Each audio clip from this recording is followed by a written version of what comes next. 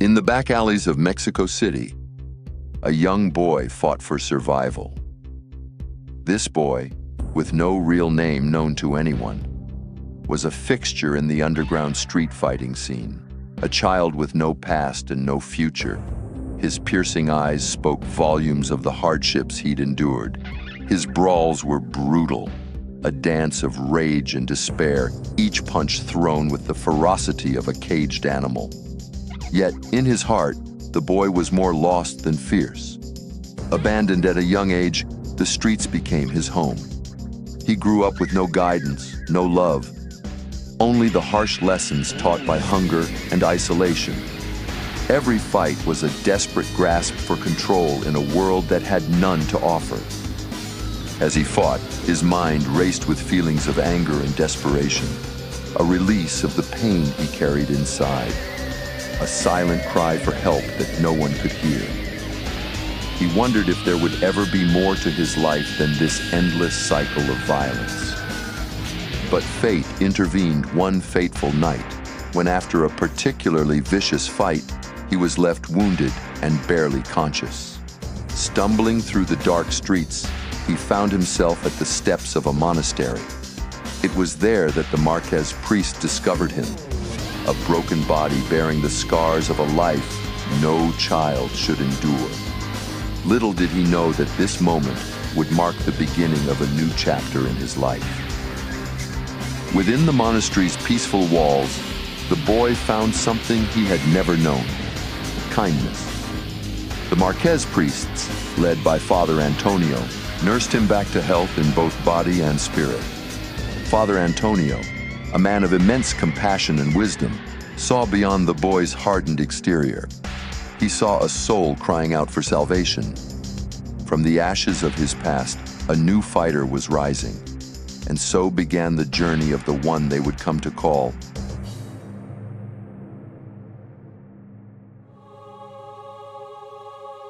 Believing he wasn't worth saving, the boy hesitantly asked the priest why he would even bother helping him. ¿Por qué te ayudé? Porque, jovencito, todo el mundo merece la oportunidad de reescribir su historia. Por muy oscuras que sean las páginas, siempre hay lugar para la luz. Looking down at his bruised knuckles, fists and fighting was all he knew.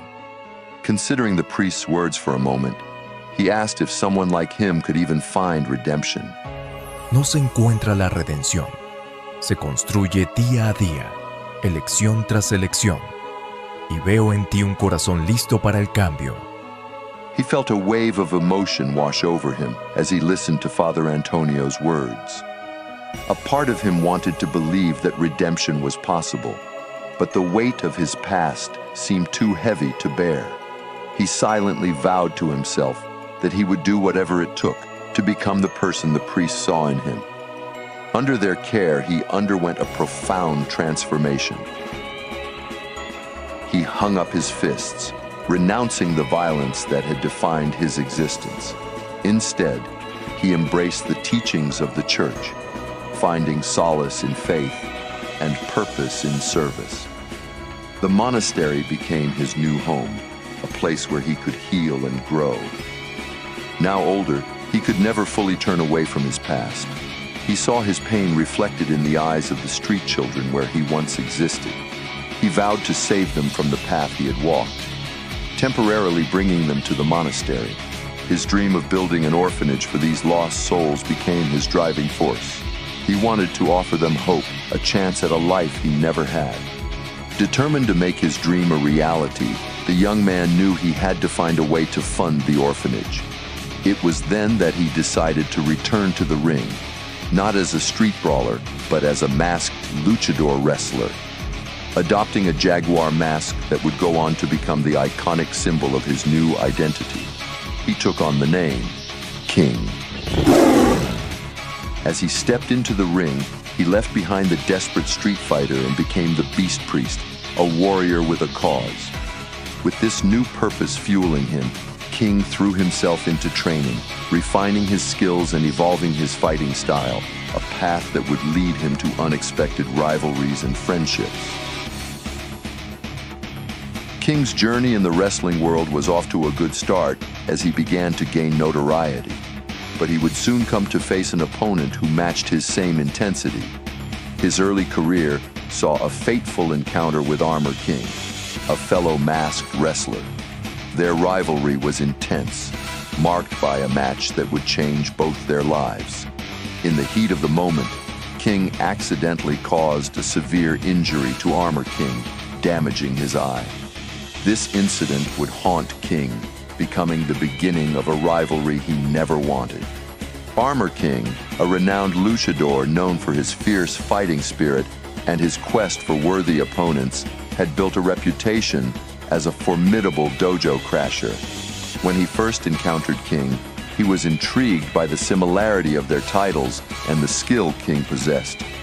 Their initial battle was fierce, and though Armor King lost, it only fueled his determination to prove himself against this worthy adversary.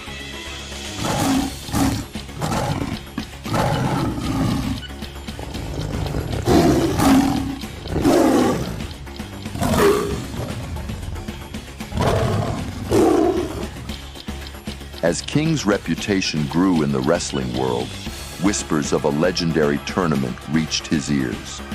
The King of Iron Fist Tournament, a gathering of the world's most formidable fighters. With a generous prize purse awaiting the winner, King knew this could be the opportunity he had been seeking to secure the future of his orphanage. With a resolute heart, King entered the tournament as a wrestler, as a guardian fighting for a cause greater than himself. The stage was set for battles that would test his mettle and determination like never before. King found himself face to face with a familiar adversary, Armor King. The air was thick with tension as they faced off. The scars of their previous encounter were still fresh.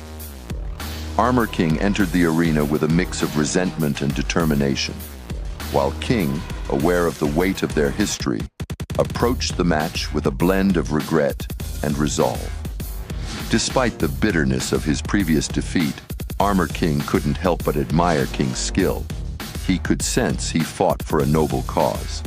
As they began to clash, King knew that their rivalry had been born from his mistake, and he desperately wanted to make things right, silently hoping that this fight could be a turning point in their feud.